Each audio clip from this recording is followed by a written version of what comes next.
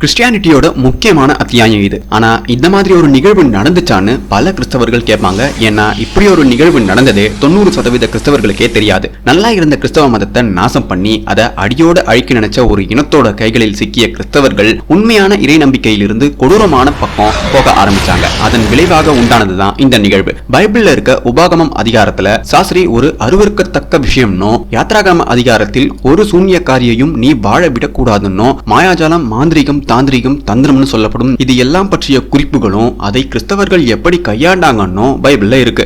Middle ஏஜஸ்ல சூன்யக்காரி, சூன்யக்காரன், மாயம், மந்திரம், தாந்திரிகம்னு பல விஷயங்களை டார்க் ஆர்ட்ஸ்னு லிஸ்ட் அவுட் பண்ணி இதெல்லாம் கொடும் குற்றம், இதை பின்பற்றுபவர்கள் கொடூரமான குற்றவாளிகள்னு வேட்டிகன் திருச்சபை ஒரு விதியை உருவாக்கி வச்சிருந்தது. இது கடவுளை அவமானப்படுத்தும், சாத்தானை வணங்கும் கூட்டத்தின் செயல்னு வேட்டிகன் திருச்சபை கடவுளுக்கு எதிராக யாரெல்லாம் இதை செய்கின்றார்களோ அவர்கள் கொல்லப்படுவார்கள்னு பகிரங்கமா அறிவிச்ச காலம் அது. இந்த காலகட்டத்தில் சூன்யக்காரர்களை வேட்டிகன் சர்ச் எப்படி கையாண்டுச்சு, வரலாற்றில் இன்னும் இது ஒரு கொடூரமான நிகழ்வா நிலை பெற்றிருக்கும் வகையில் வேட்டிகன் சர்ச் என்ன பண்ணுச்சு, இதையெல்லாம் தான் இந்த வீடியோல பார்க்க போறோம். வணக்கம் மக்களே, நான் உங்கள் வேங்கை, தமிழ் வேங்கை.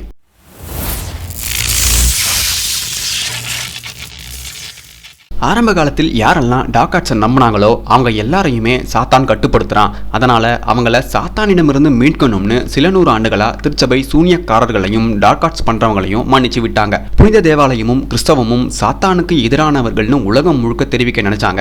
அப்ப அல்ஜீரியாவில் இருந்த செயின்ட் ஆகஸ்டின் கிபி 400ஆம் ஆண்டளவில் யாரெல்லாம் டார்க் ஆர்ட்ஸ் பிராக்டிஸ் பண்றாங்களோ அவங்க எல்லாரையும் நாடு கடத்தணும்னு சட்டம் போட்டாரு. அதன்படி கிபி 785ஆம் ஆண்டு வரை பின்பற்றி வந்தாங்க. கிபி 785ஆம் ஆண்டுல இருந்து யாரெல்லாம் விட்ச்கிராஃப்ட் பண்றாங்களோ அவங்களை எல்லாம் பொதுமக்களுக்கு கீழ் வேலை செய்யும் ஆட்களாகவும் சர்ச்சுக்கு வேலை செய்யும் அடிமைகளாகவும் மாத்தினாங்க. சாஸ்திரி அண்ட் மேஜிக் இதை படிக்கிறதுக்கும் இதை பத்தி பேசுறதுக்குமே அந்த காலத்தில் மிகப்பெரிய தடை இருந்தது. அதை பத்தி பேசினா அது ஒரு மிகப்பெரிய குற்றமா கருதப்பட்டுச்சு. மேஜிக், சாஸ்திரி, விட்ச்கிராஃப்ட்க்கு எதிராக திருச்சபை புனிதமான வேலை செய்யுதுன்னு நீங்க நினைப்பீங்க. அதுதான் இல்ல. இந்த சந்தர்ப்பத்தை பயன்படுத்தி எஞ்சியிருக்கும் பேகனிசத்தையும் அடியோடு அழிக்கவே விட்ச்கிராஃப்ட் என்ற பெயர்ல திருச்சபை இந்த நிகழ்வை ஆரம்பிச்சாங்க. பேகனிசம் முற்றிலுமா அழிஞ்சாதான் கிறிஸ்தவம் ஐரோப்பா முழுக்க பரவி உலகம் முழுக்க பரவும்னோ இதை அவங்க தொடங்கினாங்க. இந்த பேகனிசத்துக்கு எதிராக வேட்டிகன் திருச்சபை மிக நீண்ட போரை தொடங்குது. இந்த போரை கிபி 1356ஆம் ஆண்டு தான் கிறிஸ்தவம் ஜெயிக்குது. அதுவும் கடைசி பேகன் மன்னனான 3ஆம் விளாடிஸ்லாவ் கிறிஸ்தவத்துக்கு மதம் மாறினதால பேகனிசத்தை பின்பற்றினவங்களுடைய வழிமுறைகள் ரொம்பவே விசித்திரமா இருக்கும். அவங்க எதையாவது கேட்டு அதை யாராவது தரலனா உடனே சாபம் விட்டு அவங்கள நிம்மதி இல்லாம அழிக்கிற வேலையத்தான் முதல் வேலையா இவங்க பார்ப்பாங்க. குறிப்பா மழை வரலனாலும், நோய் வந்தாலும், இயற்கை பேரிடர் நடந்தாலும் எல்லாத்துக்குமே காரணம் சாத்தான் தான். எல்லாத்துக்குமே இவன் தான் காரணம், இவ தான் காரணம்னு குறிப்பிட்ட வாய் சத்த நபர்களை குறி வச்சு அவங்கள ஒதுக்கி வைக்கிற பழக்கம் 13ஆம் நூற்றாண்டு வரைக்குமே ஐரோப்பா முழுக்க இருந்துச்சு. தமிழ்நாடு மற்றும் இந்திய தற்குறிகளான நம் நாட்டு தற்குறிகள் இந்த ஒதுக்கி வைக்கிற பழக்கம் எங்கிருந்து வந்ததுன்னு இப்பவாச்சு தயவு செய்து புரிஞ்சுக்கோங்க. சுவிட்சர்லாந்து மற்றும் குரோவேஷியால சூன்யக்காரர்களும் மாந்திரிகமும் அசுர வேகத்துல வளர ஆரம்பிச்சதும் 9ஆம் போப் கிரெகரி சூன்யக்காரர்களுக்கு எதிரான விசாரணையை தொடங்குறாரு. கிபி 1231ஆம் ஆண்டு சூன்யக்காரர்களை அழிக்கணும்னு வெறியோட களமிறங்கினாரு கிரெகரி. எந்த எல்லைக்கும் போய் வேற இருக்கணும்னு உத்தரவிட்டார். அவருடைய உத்தரவின் பேரில் யாரையெல்லாம் சந்தேகப்படுறாங்களோ அவங்க எல்லாரையுமே கைது பண்ணி எந்த விதமான ஆதாரமும் இல்லாம, விசாரணையும் இல்லாம அவங்களை தண்டிச்சாங்க. அவர் இந்த பொறுப்பை ஒப்படைச்ச ஆட்கள் யாருன்னா, போன போப் வீடியோல கத்தார்ஸ் மக்களை இனவழிப்பு செஞ்சாங்கன்னு சொன்னனே அந்த ஆட்களிடம் தான் விட்ச்கிராஃப்ட் பிரச்சனையை தீர்க்கும்படி உத்தரவிட்டார் போப். ஏற்கனவே கத்தார்ஸ் மேல வெறியோட இருந்தவங்க கண்ணிலப்பட்ட கத்தார்ஸ் மக்கள் எல்லாரையுமே சூன்யக்காரர்கள்னு முத்திர குத்தி தண்டனை வாங்கி தந்தாங்க. கிபி 1233ஆம் ஆண்டு ஜெர்மனில யாரெல்லாம் விட்ச்கிராஃப்ட் பண்ணாங்களோ, யாரெல்லாம் அதை பின்பற்றி நடந்தாங்களோ அவங்க எல்லாரையுமே டெவில் வர்ஷிப்பர்ஸ்னு முத்திர குத்தி அவங்கள கொலை பண்ணாங்க. வேட்டிகன் திருச்சபையுடைய இந்த விட்ச்கிராஃப்ட் வேட்டையில் நம்ம எல்லாரும் ஏத்துக்கக்கூடிய ஒரு விஷயம் நடந்ததுன்னா அதுதான் ஏழை, பணக்காரன், உயர்ந்தவன், தாழ்ந்தவன், உயர்குடியில் பிறந்தவன், கடவுள் பக்தி இருக்கவன், கடவுள் பக்தி இல்லாதவன், மதகுருமார், மதபோதகர், அறிவாளி, முட்டாள் எந்தவித வேறுபாடும் பார்க்காம ஈக்குவலா கொண்டாங்க. முதல் முறையா 80 ஆண், பெண் குழந்தைகள்னு மொத்தமா கட்டி வச்சு எரிச்சாங்க. அதை வேட்டிகன் பிஷப்ஸ் மேற்பார்வையிட்டாங்க. அழிக்கிறதுன்னு முடிவு பண்ணியாச்சு, அப்புறம் எதுக்கு மனிதாபிமானம் பார்க்கணும்னு முடிவு பண்ணி குற்றவாளிகளின் உடல் எரிஞ்சிட்டு இருக்கும் போதே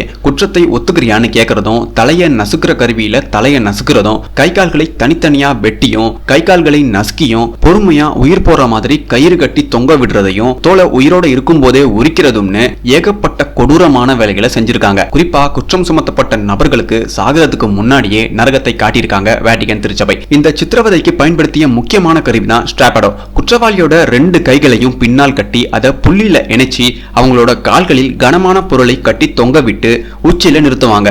கொஞ்ச நேரம் கழிச்சு குற்றவாளியோட எல்லா ஜாயின்ட்ஸும் விரிவடைஞ்சதும் சடனா கீழே இறக்குவாங்க. தரையை தொடுறதுக்கு முன்னாடி அந்த கயிறை பிடிச்சு நிறுத்திடுவாங்க. அந்த நேரத்துல உடம்பில் இருக்க எல்லா ஜாயின்ட்ஸும் தனித்தனியா உடையும். அப்படியே மறுபடியும் உச்சியில ஏத்தி சாகுற வரைக்கும் தொங்க விட்டுருவாங்க. இந்த கொடூரமான கருவிகளை ஜெபிச்சு அதுக்கப்புறம் தான் தண்டனை தரும் இடத்துக்கு கொண்டு போவாங்க. குற்றம் சுமத்தப்பட்டு தண்டனையை அனுபவிக்கும் இந்த குற்றவாளிகளுடைய கூக்குரலும் மரண ஓலமும் அவங்க குற்றம் செஞ்சது நிரூபிக்கும் சாட்சின்னு விசாரணையை மேற்கொண்டவங்க சொல்லுவாங்க. போப் கிரெகரி இந்த கொடுமைகள் எல்லாத்துக்கும் சம்மதம் தெரிவிச்சாரு. இந்த வேலையை போப் கிரெகரி கான்ராட் தலைமையில் ஒப்படைச்சாரு. கான்ராட் எது சொன்னாலும் அதை எதிர்த்தோ இல்ல சந்தேகப்பட்டோ ஒரு வார்த்தையும் பேசாம எதை வேணாலும் செஞ்சுக்கோன்னு உத்தரவு போட்டாரு போப். கான்ராட் சும்மா இல்லாம சூனியக்காரர்கள் சாத்தான வழிபடுறாங்க, மந்திரம் மூலமா சாத்தானோடு உணவருந்துறாங்கன்னு ஈவில் டெட் கதையா அடிச்சு விட்டுருக்கான் கிரெகரி கிட்ட.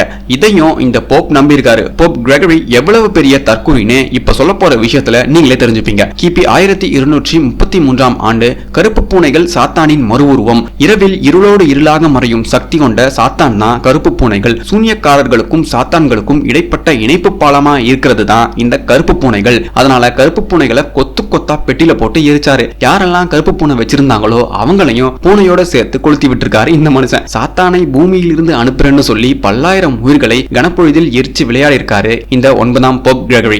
1241 ஆண்டு போப் கிரெகரி இறந்ததும் அந்த பதவிக்கு 4ஆம் போப் இன்னசென்ட் வந்தாரு. போப் கிரெகரி சூனியக்காரர்களுக்கு சித்திரவதைய அபிஷியலா பண்ணாம அன்அபிஷியலா தான் பண்ணாரு. ஆனா போப் இன்னசென்ட் பதவிக்கு வந்ததும் முதல் வேலையா கிபி 1252 ஆண்டு குற்றவாளிகளுக்கு சித்திரவதை முறைதான் தண்டனையாக இருக்கணும்னு அபிஷியலா திருச்சபை ஆணையை பிறப்பித்து சட்டமாக்குறாரு. குறிப்பா வயசான பெண்களை சாத்தானோடு உடலுறவு வச்சுக்கிட்டான்னு சொல்லி ஏகப்பட்ட பெண்களை தீயிலிட்டு கொன்னாங்க. இதுல வேடிக்கை என்னன்னா இந்த பெண்களுடைய குடும்பத்தை சேர்ந்தவங்களே இவங்களை காப்பாத்த முன்வராம வேடிக்கை பார்த்ததுதான். இந்த விட்ச்கிராஃப்ட் வேட்டை நோய் ஐரோப்பா முழுக்க காட்டுத்தீயா பரவுச்சு. கணவன்மார்கள் தங்களோட மனைவிகள் மேல குற்றம் சுமத்துறதும், மனைவிகள் தங்களுடைய கணவன்மார்கள் மேல குற்றம் சுமத்துறதும், குழந்தைகள், நண்பர்கள், பக்கத்து வீட்டுக்காரங்க, உறவினர்கள், ரோட்ல போறவங்கன்னு மாத்தி மாத்தி ஒருத்தர் மேல ஒருத்தர் குற்றம் சுமத்தி குற்றம் சுமத்தப்பட்ட பூரா பயலும் தீயில் எரிஞ்சே செத்தாங்க. ஐரோப்பா முழுக்க சாத்தானின் சூனியக்காரர்கள் நிறைஞ்சிருக்காங்க. அதனால ஐரோப்பாவை நாம சுத்தம் பண்ணியே ஆகணும்னு 4ஆம் போப் இன்னசென்ட் சித்திரவதை பண்றதையும் எரிக்கிறதையும் இன்னும் அதிகப்படுத்த உத்தரவிட்டாரு. பொதுமக்களை மட்டுமே எரிச்சிட்டு இருந்த வேட்டிகன் திருச்சபை கிறிஸ்தவத்தின் பாதுகாவலர்களான நைட் டெம்ப்ளார்ஸையும் விடல. கிபி 1307 ஆண்டு அப்போதிருந்த போப் 5ஆம் கிளெமெண்ட் நைட் டெம்ப்ளார்ஸ் தடை செய்யப்பட்ட ஆபாச வழிபாடுகளையும் சாத்தான் வழிபாடுகளையும் பண்றதா அவங்க மேல இருந்த குற்றத்தை இவர் விசாரிக்கும்படி உத்தரவிட்டார். கிபி 1118 ஆண்டு நைட் டெம்ப்ளார்ஸ் குழு ஒரு நியாயத்தின் அடிப்படையில் உருவாக்கப்பட்ட குருசேட் குழு. அவங்களோட வேலையே புனித நிலத்தை பாதுகாப்பதும் கிறிஸ்தவத்தை பாதுகாப்பதும் தான். என்னதான் கடவுளுக்காகவே வேலை செஞ்சிருந்தாலும் விட்ச்கிராஃப்ட் வேட்டையில அவங்களும் பலிகடாவானாங்க. இவங்க மேல குற்றம் சுமத்தினது பிரான்ஸ் நாட்டின் மன்னனான 4ஆம் பிலிப். நைட் டெம்ப்ளார்ஸ் மேல சுமத்தப்பட்ட குற்றம் உண்மையானு கேட்க கூட விரும்பாத போப் கிளெமெண்ட் இந்த குற்றத்தை டெம்ப்ளார்ஸ் மீது கொண்ட பயத்தால் மன்னர் பிலிப் வேணும்னே சுமத்தினான்னு கூட அவர் கேட்க சம்மதிக்கவே இல்லை. காரணம் என்னன்னா போப்களின் அதிகாரமே முதன்மையான அதிகாரமா இருந்தது ஐரோப்பாவில். அதுக்கப்புறம் மன்னர்களின் கைப்பாவையாக இருந்த போப்கள் வேட்டிகன் திருச்சபையில் இடம்பெற ஆரம்பிச்சாங்க. அந்த வகையில் மன்னர் பிலிப் கொண்டு வந்த ஆள் தான் போப் கிளெமெண்ட். அதனால பிலிப் என்னெல்லாம் சொல்றானோ அது எல்லாத்தையுமே அப்படியே செஞ்சாரு போப் கிளெமெண்ட். நைட் டெம்ப்ளார்ஸ் அத்தனை பேரையும் கொளுத்தினாரு கிளெமெண்ட். அதோடு நிறுத்தாம கிபி 1312 ஆண்டு நைட் டெம்ப்ளார்ஸ் இயக்கத்தையே முற்றிலுமாக அழிச்சொழிச்சாரு போப் கிளெமெண்ட். நைட் டெம்ப்ளார்ஸ் மேல ஐரோப்பிய மன்னர்களுக்கு வெறுப்பு வர முக்கிய காரணம் அவங்களுக்கு இருந்த அரச அதிகாரமும் அவங்களுக்கு இருந்த அந்த சுப்பீரியர் பவரும் தான். அதனாலதான் அவங்களை அழித்தொழிக்க கைப்பாவையான போப்களை அடுத்தடுத்த மன்னர்கள் வேட்டிகன் சர்ச்சில் இடம்பெற உதவி பண்ணாங்க. நைட் டெம்ப்ளார்ஸின் வீழ்ச்சி ஒட்டுமொத்த ஐரோப்பிய கிறிஸ்தவர்களையும் ஆட்டங்காண வச்சது. செல்வ செழிப்பான அரசியல் பின்புலம் நிறைந்த அரசியல் அதிகாரம் பெற்ற ஒரு இயக்கத்தையே சில வருஷத்தில் இந்த மாதிரி காலி பண்ணிட்டாங்கன்னா சாதாரண மனிதனுடைய நிலைமை என்ன ஆகும்னு எல்லாருமே அந்த காலத்துல பீதியில இருந்தாங்க. அதிர்ஷ்டவசமா ஆச்சரியமான விதத்துல நடந்த மிராக்கிள்ஸையும் சாத்தானின் செயல்னு வேட்டிகன் திருச்சபை முத்திர குத்த ஆரம்பிச்சாங்க. கிபி 1390 ஆண்டு பிரான்ஸ் நாட்டை சேர்ந்த ரூலி என்ற நபர் ஜெஹனே என்ற பெண் தன்னை மந்திரம் மூலமாக குணப்படுத்தினான்னு குற்றம் சுமத்தினாரு. அதாவது மரணத்தின் வாசல்ல இருந்தவனை காப்பாத்தின பெண் மீதே குற்றம் சுமத்திருக்கான் இந்த தற்குறி. இந்த பெண் மீது நடந்த விசாரணையின் போது மந்திர வார்த்தைகளை பயன்படுத்தும் முறை இவளுக்கு தெரியும். இவ அந்த மந்திர வார்த்தையை பயன்படுத்தி சாத்தானையும் வரவழைப்பா. அதனால இவளை நாம கொன்னே ஆகணும்னு சொன்னதும் இவளை தீயிட்டு கொளுத்தும்படி உத்தரவிட்டாங்க. ஆனா கடைசி நொடியில தண்டனை ரத்து செய்யப்படுது. மறுபடியும் கிபி 1391 ஆண்டு இந்த வழக்கை மறு விசாரணை பண்றாங்க.